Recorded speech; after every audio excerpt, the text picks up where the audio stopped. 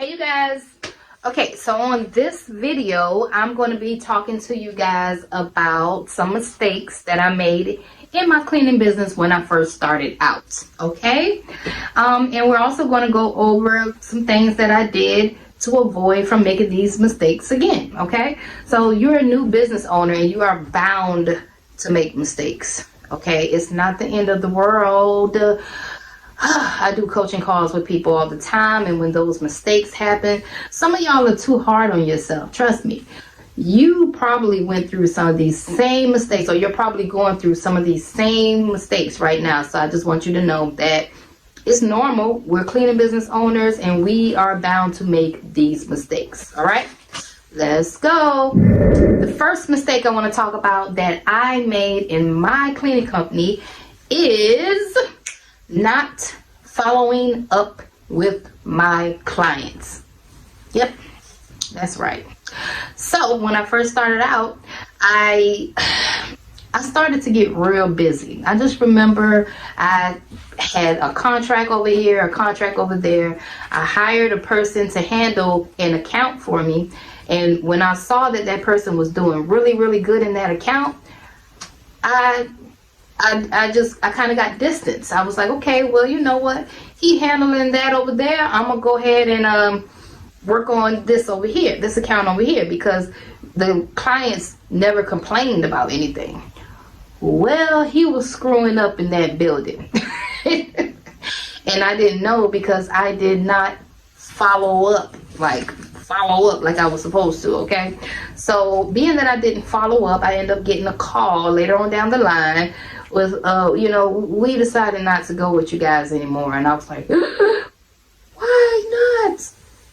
And they was like, because they had a whole list of things that he wasn't doing in the building, and they just weren't happy. So they decided to go with another cleaning company, and I couldn't do nothing about it, right? So that was one of the mistakes that I made. Now we have implemented a system where I have an assistant that calls our new properties and does follow-ups on a weekly basis with people. Not only that, we have automated email reminders that go out and do follow-ups with our clients. So this helps us out in our company now. But these are the mistakes that I made back when I first started our company. So follow up. Number 2. Okay, so number 2 is not having a service agreement. See, in the beginning, I didn't even know what a service agreement was. I just wanted to win a contract. So I would go out there, I would win contracts, and I found myself signing contractors agreements with these companies, and everybody had an agreement for me, but I didn't have anything to push back to them for them to sign with all of my policy on there and my demands and our company structure and values and stuff like that.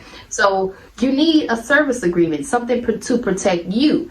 The reason why they make you sign a piece of paper is that piece of paper is to protect them on their end. Okay, so I'm pretty sure they have it rigged up to where it has all of their policy and their demands and stuff inside of their contractor's agreement that you have to sign when you go on with some of these bigger companies. Okay, so one of the scenarios that I went through was I ended up losing a contract really, really fast after I paid a lot of money for insurance. I went through a compliance company, I had to pay $100, all of this stuff, and then I ended up losing the contract. Had I had that service agreement, I could have put them on like a yearly contract to where they couldn't just get rid of me like that. Like we would have had to work it out in some kind of way.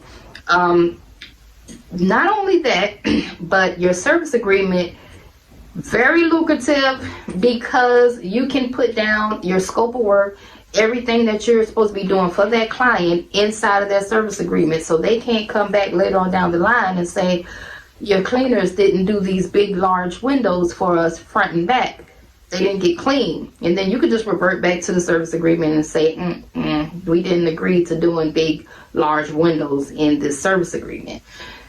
Okay, so service agreements Very, very, very, very important. Okay, I highly recommend you have one in your company. Okay, so you don't necessarily have to drive to a property and make them sign a service agreement either. You can use DocuSign, forward the service agreement over to them, let them sign it on the computer. There are a lot of different, you got to get creative. There are apps that you can use where you can just forward the service agreement over to them, have them sign it, send it back, boom.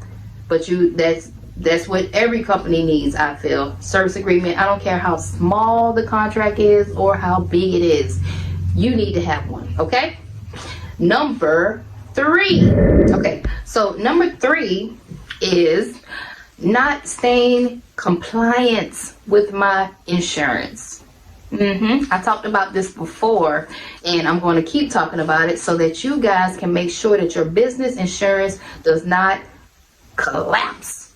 Okay, make sure it does not expire. Make sure you are making your payments on time and all of that. Okay, it's very important, because there was a time when a property would not pay me my money until I sent them a new COI, which stands for Certificate of Insurance. Okay, so I had to send them an updated COI to prove to them that